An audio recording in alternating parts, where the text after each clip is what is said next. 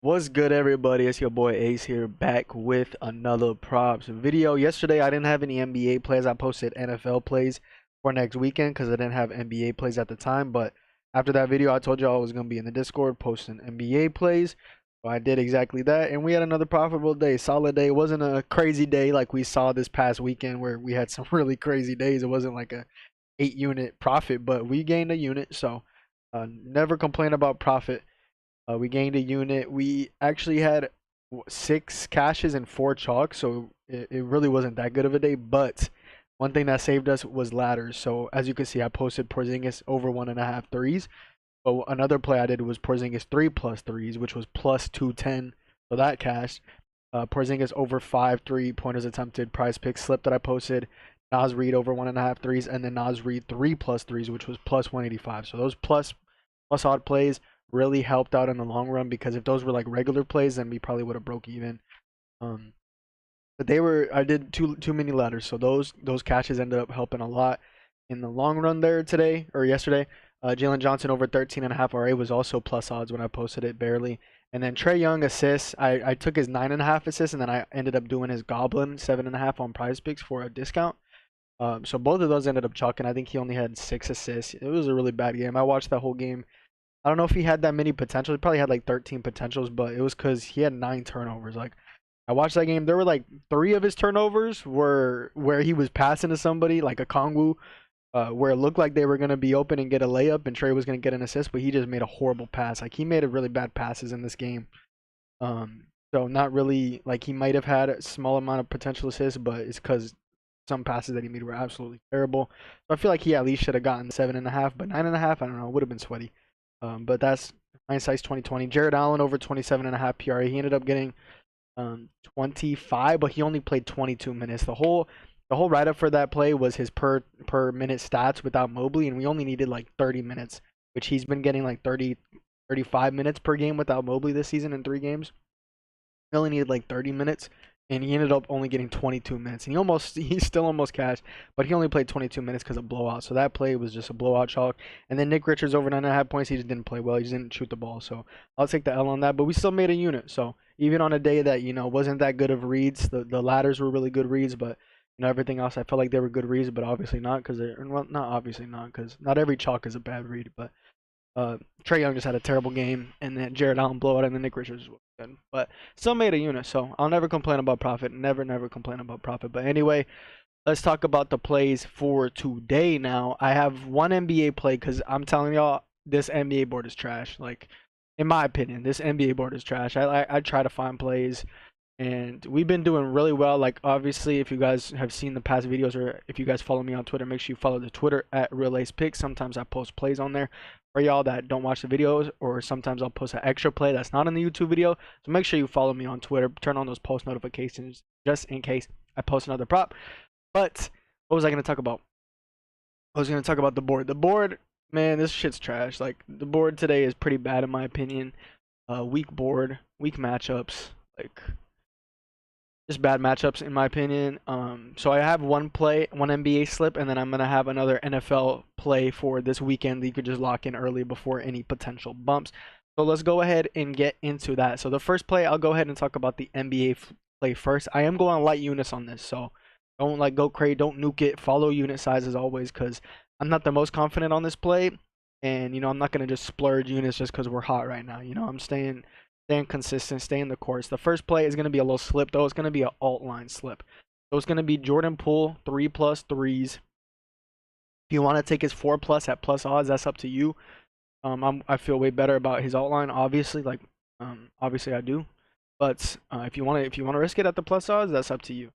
And then the pair is going to be, it's going to be Scotty Barnes, 5+ assists. When you total that up, it gets to -118. When I posted it, it was -115, the slip. So barely any movement.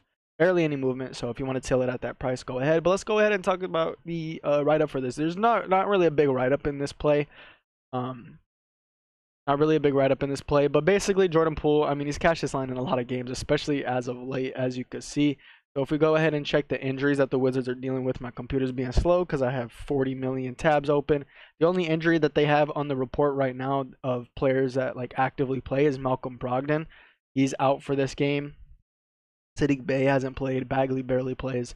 So if we go ahead and look, without Malcolm Brogdon, it loads.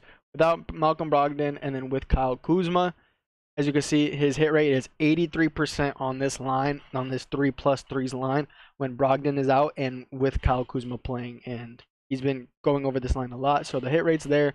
But as for the matchup, he's going against the Lakers, which are a very, very good matchup as of late. A computer loads. The Lakers, they're allowing the third highest three-point percentage out of all teams in the last 5 games, so very, very high three-point percentage. I think that's higher than their last 10 games, I would assume. Their last 10 games, they're allowing the 12th highest three-point percentage, 36.6. But as of late, like I showed you, in the last 5 games, they're allowing the third highest three-point percentage. So they've been giving up a lot of threes as of late to opposing teams. So it's taking forever to load because I have 40 tabs open. Damn, this is the first time that it's done it back to back within a minute. But yeah, very good matchup for the 3-point, and I'll go ahead and talk about specifically where he shoots threes and how that matchup is. The funny thing that, not funny, but the interesting thing about Jordan Poole is that there are 2 different types of threes, right? They're catch and shoot threes and they're pull-up threes. And you know, a lot of players, they'll do one of those way more than the other, right? Like you have guys like Derek White, who's going to be shooting almost all catch and shoot. Porzingis shooting almost all catch and shoot.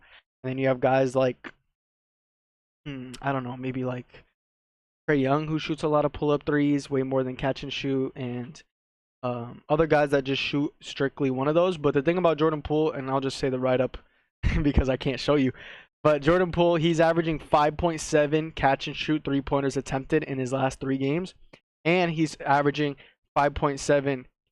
He's averaging 5.7 catch and shoot 3-pointers attempted, and he's averaging 5.7 pull-up 3-pointers attempted per game in his last 3 games. So he's literally had a perfect 50-50 balance in his last 3 games.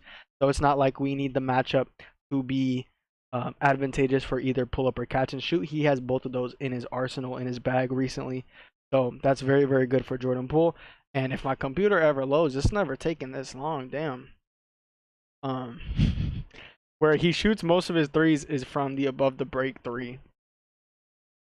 Damn, this is crazy. Okay. Cool. We're almost there. We're almost there. Keep pushing, computer. Keep pushing. Keep fighting for me.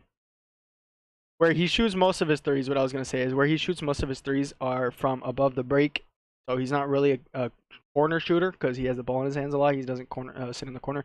He shoots most of his threes from the above the break 3, if not all of his threes are from the above the break 3. And if you go ahead and look at the Los Angeles Lakers, they are allowing one of the highest top 10 rate in above the break 3s allowed in the last 10 games, and they're about 1, 2, 3, 4, 5, 6, 9, allowing the 9th highest 3-point percentage against above the break 3. So really good matchup for where Jordan Poole shoots threes. He doesn't need a specific advantageous matchup in pull up or catch and shoot because he does both, and the Lakers are allowing a very, very high 3-point percentage in general. So very good matchup for Jordan Poole to make some threes in this game. And then the second line, the pair for this game is going to be Scottie Barnes, 5+ assists. That was the play. That was the pair, the alt line pair. So Immanuel Quickley's out, and if you guys know, Immanuel Quickley, when he's out, Scottie Barnes is in. Scottie Barnes gets almost like a huge majority of the playmaking duties on this Raptors team. If we go ahead and look at his game logs, without Immanuel Quickley, but with RJ Barrett and with Jakob Poeltl, he has catched this alt line in 93% of games with RJ Barrett, with Poeltl, but without Immanuel Quickley. And he's averaging 8 assists per game. So if you want to take his 6+, go ahead and do that. I was thinking about doing that. But I just wanted to play it safe here because I really like this Jordan Poole line. And, you know, just in case Scottie Barnes just gets 5. But I still like his 6+ assists. So if you want to do that, go ahead. But he's catched his line in a ton of games. And he gets a ton of potential assists. He's averaging 15 potential assists per game. With Barrett and with Poeltl and without Immanuel Quickley. And if we go ahead and just look in general, when he gets 12+ potential assists, he's catched this line in all 17 out of 17 games this year when he gets 12+ potential assists. And he's averaging like, I think 15 a game in his last 3 games without Immanuel Quickley and with RJ Barrett and Jakob Poeltl. So this is really just a volume line. Like, it's not the best matchup. Magic defense has been worse as of late with all the injuries they have. Suggs is injured. Franz, Oga, I forgot who else is injured, but they have a lot of injuries right now. Mo Wagner. Franz Wagner. So they have a lot of injuries right now. Their defense has been worse because of that. It's not a really advantageous matchup in the assist department, but he's just getting so much volume, so much playmaking volume without quickly. So I feel like I got to take this line. And that's a good slip. Minus 118 odds is pretty good. I'm only going 0.3 units on this. So I'm going really light just because I'm not the most confident in this slate, and it could be blowouts, and I just don't want to risk, going one unit on something where I'm gonna regret it. So yeah, minus 118 odds on this, and then the football play for you guys this weekend, another NFL play. Like I said, I have more plays in the Discord for NFL this weekend as well. So make sure you guys join the Discord. Pause the video, scroll down, click the link in the description of this video. It will take you to my website, my WAP. And once you click on it, you'll be met with this screen right here. You'll click join. You'll see 3 different memberships. The first one, $15 per month. That's going to be all my NBA and NFL plays, literally every single one of them. All my live plays as well for those 2 sports. And all my MLB plays when that comes back in about 2 months, I think. So coming back very, very soon. $25 per month. That's going to give you all those plays that I just said. And it's going to give you all my Rocket League plays. Rocket League was my best sport last season. At a 72% hit rate last season on 300 plus props. So that's been my most popular sport. So if you just want to add $10 more to get all my Rocket League plays as well, I'd recommend that. And then $200 per year, 1 year access, so one-time fee. But if you just want the NBA and NFL plays, and you just want that for only $15 per month, you just want to try that out. If you scroll down, click the $15 one, scroll down to promo code. If you type in 2025 and apply that to checkout, you'll see you can get your first month for only $5. Every single one of my NBA plays and every single one of my NFL plays, you can get all of that for only $5. And in January, we are up 18 units. January NBA is up 10.3 units, basically 10.2 units. And then January NFL, we're up 7 units on NFL in January. So if you join and you spent $5, you already would have been up 18 units. It probably won't be that good for the rest of the month. Like, let's be honest, I don't think I'll be able to keep that up. It's still gonna be profitable, right? But I don't know if I'll be able to make 18 units again in the last 10 days. But it's still gonna be profitable, especially when you're only paying $5 for all the plays. It's almost impossible to not profit off of a $5 membership. And once you see how good it is, you will want to renew with that $15 price. So make sure you guys do that. Do yourself a favor. Make smart bets. Make educated bets by tailing in the Discord. And take advantage of that offer, bro. It was such a good offer. But anyway, my FanDuel isn't loading for some reason. But the play is going to be Jalen Hurts over 29.5 rushing yards, which it's on FanDuel.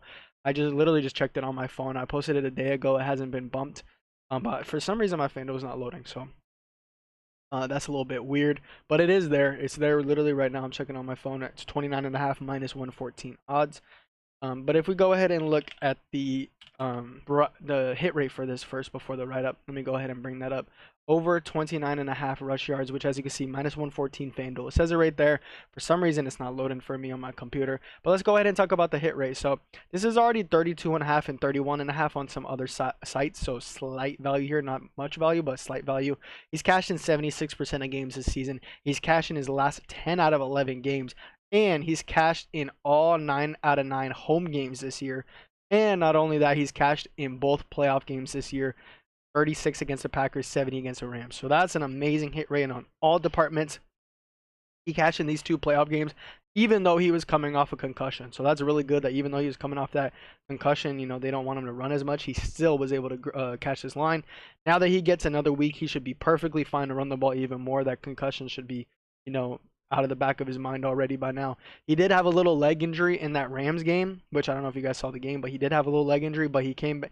He didn't take a play off. He played, and he played perfectly fine the rest of the game. There was like a play or two where they could have did the tush push, but they didn't. But that's not going to get you that many yards anyway, right? He should be perfectly fine. It's been a week by now by the time the game starts. So like this, Hurts, Eagles. It's a playoff game. It's do or die. You're gonna have to lay it all on the line for a win. It's you win or you go home, right? So running will always be an option for Hurts. It would make sense in a regular season game where you're like, oh, we don't want to run Jalen Hurts that much. We don't want him to get hurt. But in a game like this where you literally have to win or you're done for the year, you are gonna do everything that it takes. You're gonna be running a lot, especially like look at Jaden Daniels, what he's doing in the playoffs in his rush attempts compared to what his rush attempts in the regular season. It skyrockets because you have to. You have to do this. You have to keep the defense honest. You have to mix in plays. You got to do everything it takes. So I think Jalen Hurts is going to get a pretty good amount of rushing attempts here. which would equal, which would lead to rushing yards, obviously.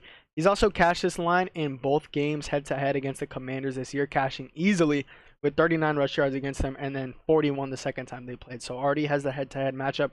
And also all 5 out of 5 starting quarterbacks with 5 or more rush attempts have cashed this line against the Commanders. Daniel Jones, 32 rush yards on only 5 rush attempts.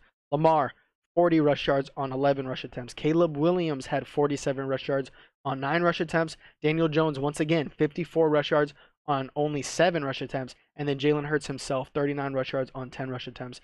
And that, so quarterbacks with 5+ rush attempts have cashed this line, all 5 of them. Jalen Hurts is averaging 9.6 rush attempts per game this year. He should easily see that 5+ rush attempt mark, and he should easily be able to cash this line. So that's going to be another play. Jalen Hurts over 29.5 rushing yards on FanDuel. And those are going to be the 2 plays for you guys. I would have done 2 NBA plays, but I literally don't really like anything else on this board. I'll check more. If injury news comes out, you know, there are always betting opportunities. When injury news comes out, somebody's out. There are always opportunities for another player to step up and yada yada. But as of right now, nothing that I really like beside this, so I just figured I'll give you guys an extra NFL play as well. So pull 3+ threes and Scotty Barnes 5+ assists. That DraftKings slip only going 0.3 units on it, so very, very light. Just ready for Tuesday or for Wednesday, to be honest, because this board is pretty trash. So I don't want to, you know, splurge on a shitty board. And then Jalen Hurts over 29.5 rush yards on FanDuel, 0.5 units on that. Lock it in now before it gets bumped. Those are gonna be the 2 plays. Make sure you guys join the Discord. We're up 18 units in January. Just had another profitable day. We've had several profitable days in a row. This past weekend was absolutely amazing. If you guys did not see the last video, so many green slips here, so many green slips. This is just all from one day, literally all from one day. This is more all from one day. And then the day before had all these just in one day from the day before. So take advantage, man. Do yourself a favor. Join the Discord. Scroll down. Click the link in the description of this video. Cop a membership. It will automatically add you to the Discord if you have your Discord account linked to your WAP account. And that's that. I'll catch you on the next video. Peace.